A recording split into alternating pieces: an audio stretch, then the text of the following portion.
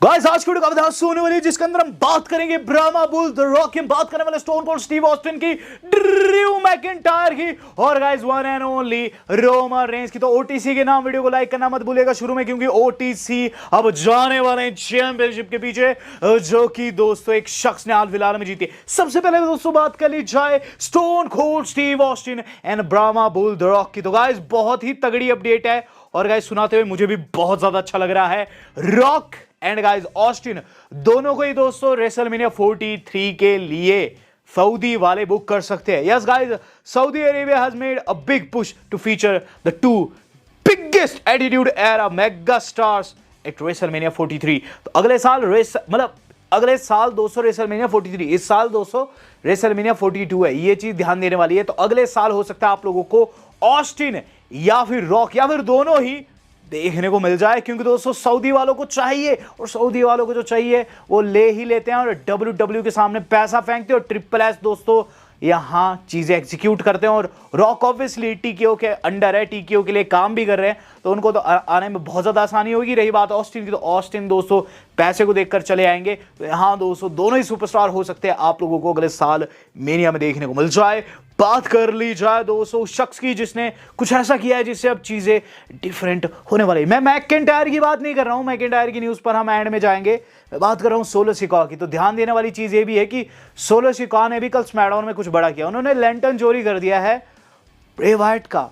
कहीं ऐसा तो नहीं कि पूरी की पूरी जो वाइट 6 है इसकी पावर लैंटर्न में थी, क्योंकि आपने देखा मैच के अंदर दोस्तों जो अंकल हाउडी है वो टोंगा के फिनिशर से हार गए। ये समझ से परे है दोस्तों। अंकल हाउडी जो कि एक ओवर पावर्ड सुपरस्टार है, वो टोंगा के फिनिशर से हार जाता है। और गाइस कहीं ना कहीं इस लैंटर्न में कुछ कुछ वैसी पावर्स है, जैसे कि दोस्तों जो हमारे अंडरटेकर रहते थे उनके जो राख रहती थी, शायद से वो उनके पिता की राख थी, उनकी माताश्री की राख थी, या फिर उनकी खुद की राख थी। बहुत अलग अलग थ्योरीज है उसके ऊपर।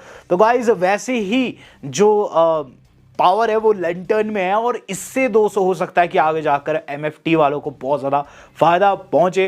देखते हैं क्या कुछ अप्रोच रहती है वाइट 6 की, क्योंकि वहां उनका एक्सप्रेशन भी देखने वाला था। बात कर ली जाए दोस्तों इस अगली न्यूज़ की। तो गाइस इससे अगली न्यूज़ जो आज की हमारी जुड़ी हुई है वो जुड़ी है Y2J क्रिस जेरिको से। तो क्रिस जेरिको के ऊपर दोस्तों WWE चैंपियन ने कमेंट कर दिया। मैकिंटायर कहते हैं he's gonna make a huge splash wherever he goes। यानी कि क्रिस जेरिको चाहे इधर आए, चाहे उधर जाए, चाहे टीएनए में चला जाए, जहां भी हो जाएगा बहुत तगड़ा माहौल बनाएगा। तो गाइस इस वक्त क्रिस जेरिको पर सबसे बड़ा सवाल है कि किस ब्रांड में वो जाएंगे, किस कंपनी में वो जाएंगे। यहां मुझे तो ऐसी वाई वारी कि WWE के अंदर वो वापस आ जाएंगे। हालांकि अभी भी AEW रोस्टर में दिखाए जा रहे हैं एज ए एक्टिव सुपरस्टार, तो कोई नहीं जानता वो कहां जाने वाला है। लेकिन ड्रू मैकिंटायर ने साफ कर दिया जहां भी जाएगा तबाही मचाएगा। हाँ, एक और सुपरस्टार जो कि AEW में तबाही मचाता है और WWE में आ सकता है। तो guys WWE is interested in power house hops. तो AEW में दोस्तों ओबा फेमी का छुटका भाई भी है, और छुटका इसीलिए कह रहा हूं क्योंकि दोस्तों वो साइज में तो सेम है, लेकिन ऑरा उसकी ओबा फेमी से थोड़ी सी कम है। तो हॉप्स दोस्तों जो कि मॉन्स्टर है AEW का, वो बताया जा रहा है कि WWE वाले अपनी कंपनी में ला सकते हैं, क्योंकि बहुत ज्यादा वो इस वक्त आमुख है, बहुत ज़्यादा दोस्तों वो इस वक्त चाहते हैं कि ये बंदा हमारी कंपनी में आए। तो जैसे इनकी डील खत्म होती है, शायद से इसी साल खत्म होने वाली है, हो सकता है इन्हें भी WWE वाले खरीद डाले। तो देखते हैं क्या कुछ रहता है। बात कर ली जाए दोस्तों ब्लैक मुनरो की। तो ब्लैक मुनरो जो कि उन्होंने खरीदी थी लास्ट टाइम, उसके ऊपर भी अपडेट आ रही है। तो ब्लैक मुनरो बताया जा रहा है कि मेन रोस्टर में आप लोगों को देखने को नहीं मिलेगी। हाल फिलहाल में दोस्तों उनका जो टाइटल चेंज हुआ था कंट्रोवर्शियल वे में, जो हमने डिस्कस भी किया था, उसके चलते दोस्तों अभी NXT में ही बनी रहेगी और उनके लिए कुछ दूसरे मेजर प्लान्स है। तो मुझे ऐसा लग रहा है दोस्तों कि अब वो नॉर्थ अमेरिकन टाइटल के लिए नहीं बल्कि NXT वुमेन टाइटल के पीछे जाएगी। बहुत ही तगड़ी महिला है, लेकिन स्टिल दोस्तों NXT के अंदर अंडर यूटिलाइज्ड है। एक शख्स दोस्तों इस वक्त मेन रोस्टर में आ चुका है जिसका नाम है जवॉन एवंस। तो जवॉन एवंस काफ़ी यंग बंदा है और लोगों को लग रहा है कि ये बहुत बड़ा स्टार बनेगा, मेगा स्टार बनेगा, क्या पता कंपनी का फेस बने। लेकिन जो न्यूज़ आ रही है, बताया जा रहा है कि गाइस ये टॉप मिड कार्डर बनकर रह जाएगा। तो बताया जा रहा है कि WWE जो है जवॉन एवंस को एक स्टार के तौर पर तो देखती है, बट ऐसे फ्रेंचाइजी स्टार के तौर पर नहीं देखती। अब आप बोलेंगे इसका क्या मतलब? इसका मतलब सिंपल सा है, एक तरफ आप रोमन कोडी को ले लो, एक तरफ आप ले लो सेमी ज़ेन को और किसी दूसरे सुपरस्टार को जो कि मिड कार्ड लेवल पर तो बहुत अच्छा किया लेकिन मेन इवेंट पिक्चर में कभी नहीं आ पाया। तो गाइस बिल्कुल वैसे ट्रीट किया जाने वाला जवॉन एवंस को। अब जो सेमी की बात लग रही है गाइस, सेमी को ज़िंदगी में हमेशा ऐसे ही ट्रीट किया गया। उन्हें टॉप स्टार के तौर पर टॉप मैचेस तो मिलते लेकिन वो कभी वर्ल्ड टाइटल नहीं जीतते। इतना टाइम हो गया सेमी को देखते देखते, एक बारी भी दोस्तों उन्होंने वर्ल्ड टाइटल नहीं जीता है। बट 2026 में चीज़ें चेंज हो सकती है। न्यूज़ आ रही है दोस्तों कि सेमी ज़ेन को हो सकता है कि एक मेगा पुश मिले।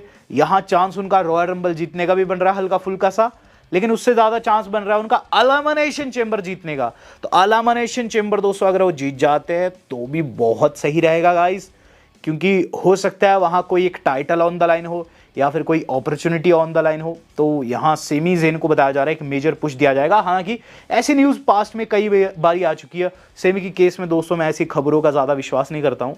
बात करूँगा दोस्तों उन खबरों की जिन पर दोस्तों सभी को विश्वास अब हो गया है। यहाँ दोस्तों सबसे पहले दोस्तों बात कर ली जाए हाल फिलहाल के एक लाइव इवेंट की, और उसके बाद दोस्तों हम मेन खबर के ऊपर जाएंगे। यहाँ कुछ एक लोग ये भी पूछ रहे हैं कि कोडी रोड्स का क्या होगा, वो मैं डिस्कस कर लेता हूँ पहले। गाइस कोडी रोड्स पर फैंस कह रहे हैं कि कोडी रोड्स का अब शायद से हील टर्न हो सकता है, और मुझे भी ऐसी वाइब आ रही है। क्योंकि दोस्तों अगर आप देखेंगे तो कोडी रोड्स के सामने जेकब फाटू, और जेकब फाटू भी बेबी फेस है। हालांकि उनसे गलती होगी लेकिन वो भी बेबी फेस है। तो इन दोनों की दोस्तों राइवलरी अब शुरू होने वाली है, क्योंकि जेकब की वजह से कोडी हारे, कोडी क्लीन नहीं हराए गए ड्रू से, ये चीज़ ध्यान देने वाली है। लेकिन यहाँ जेकब फाटू ने जो किया वो कोडी को गुस्सा दिलाएगा। हील आर्क शुरू हो सकता है। वेल मुझे तो ऐसा लगता है कि इसके होने के चांसेस 50-50 है। गाइस अब बात कर ली जाए अमेरिकन नाइटमेयर कोडी रोड्स के ऊपर एक अच्छी अपडेट की। बहुत से लोगों को अच्छी लग सकती है, बहुत से लोगों को बुरी भी लग सकती है। यहाँ दोस्तों फैंस एक और अजम्पशन लगा रहे हैं कि कोडी रोड्स रॉयल रंबल जीत सकते हैं। तो इससे पहले 2023-2024 में तो रॉयल रंबल जीते, लेकिन 2026 में भी जीत सकते हैं, क्योंकि ट्रिपल एच के दिमाग का कुछ पता नहीं। क्योंकि हम जानते हैं कि कोडी रोड्स को उस टीजर में दिखाया गया था जिस टीजर में दोस्तों रेसलमेनिया के ऊपर दाव लग रहा है और बड़े बड़े सूरमान रोमन ब्रॉक बैठे हुए हैं, वहाँ कोडी भी बैठे हुए थे। कोडी को दोस्तों पूरी तरीके से साइडलाइन भी नहीं किया जा सकता, क्योंकि उन्हें तगड़े तरीके से एडवर्टाइज किया गया है। तो देखते हैं क्या कुछ रहता है, क्या वाकई में ऐसा तो नहीं कि कोडी रॉयल रंबल जीत जाएंगे। वेल अभी के लिए तो दोस्तों ये लोगों का एक प्रयास है, एक संभावना जो लोग लगा रहे हैं, लेकिन आगे देखते हैं क्या कुछ रहता है। यहाँ दोस्तों अब बात कर ली जाए हाल फिलहाल के लाइव इवेंट की, तो आपको बताना चाहूँगा उसके रिजल्ट मैंने सामने लगा दिए। और गाइज आप इन रिजल्ट्स को पढ़ सकते हैं, आपके सामने है दोस्तों।